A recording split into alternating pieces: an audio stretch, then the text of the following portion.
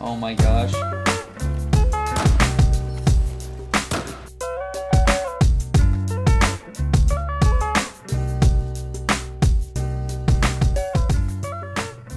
Hey guys, it's Jane here from LazerGaming, and in this video I want to talk about Battlefield and Fortnite, and why Battlefield 5, especially with their customization, is sort of borrowing a lot of stuff from Fortnite Battle Royale. Before I get into this video though, I'd just like to say if you are new here, don't forget to subscribe down below. I'm doing a giveaway at the end of the month of a PlayStation, Xbox, or Steam gift card for whoever wins it, so it's going to be $20 to the winner. All you gotta do is be subscribed and comment down below a way for me to contact you, and I'll pick a random comment from this month for the winner.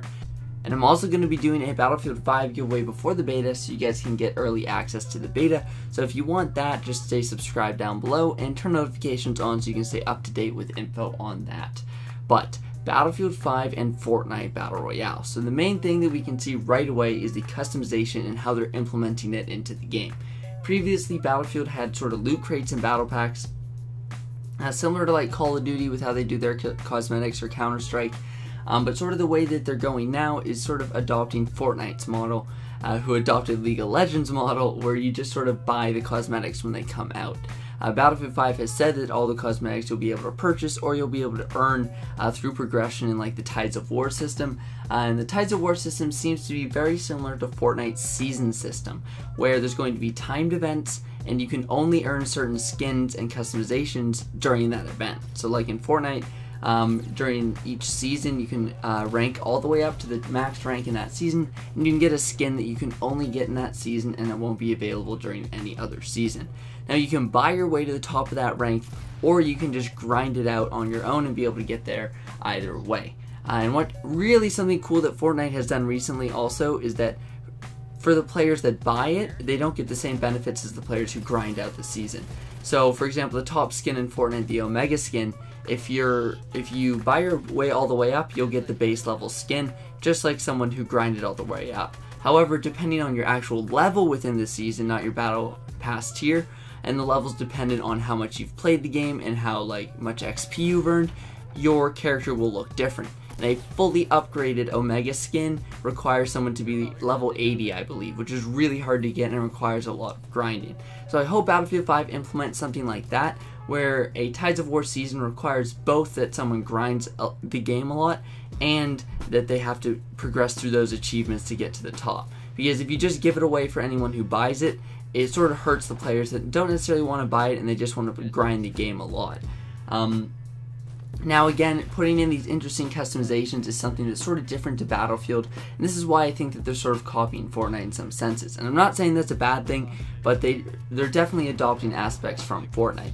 Battlefield 3, Battlefield 4, and even Battlefield 1 at launch didn't really have any women in the game. Battlefield 1 makes sense, but Battlefield 3 and 4, modern military shooters, and even Battlefield Hardline had no playable women in multiplayer.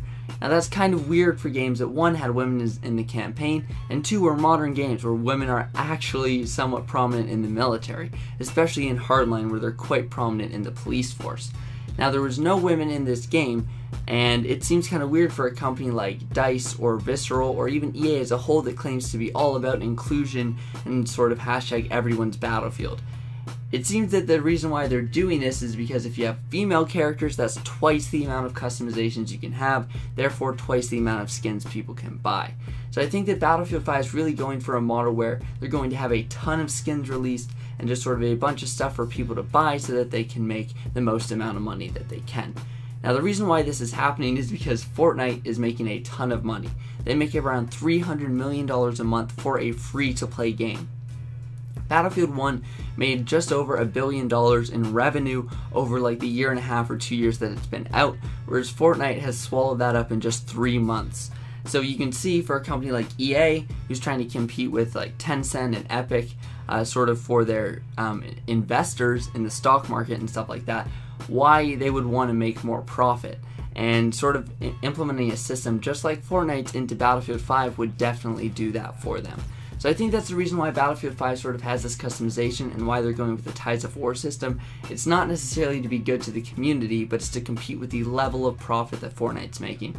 Fortnite is making so much more profits than any other game right now, or at least revenue. We can't really be sure how much profit they're truly making, but at least they have so much more revenue than any other game on the market right now that the other games are having to try to compete with that, and putting an insane amount of skins and customization into the game is the way that Battlefield 5 is going to compete with that. If you guys are new here, don't forget to drop a like down below and subscribe if you are new here.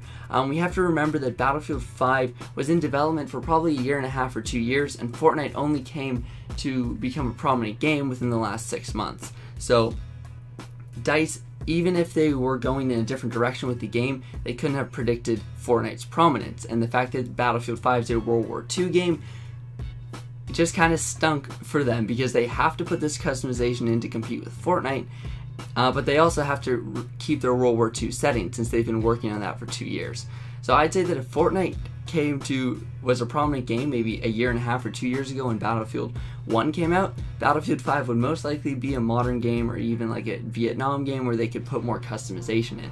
But since they're stuck in that World War II setting, they're sort of forced to put in these customizations that might have angered some of the fans, but it's because EA knows that they'll be able to make more profits out of it. Again guys, don't forget to stay tuned for the giveaways on this channel and everything I have in store for Battlefield 5, as we're getting gameplay very soon at EA Play. But that's about it for this video guys. Thanks for watching, and I'll see you guys next time.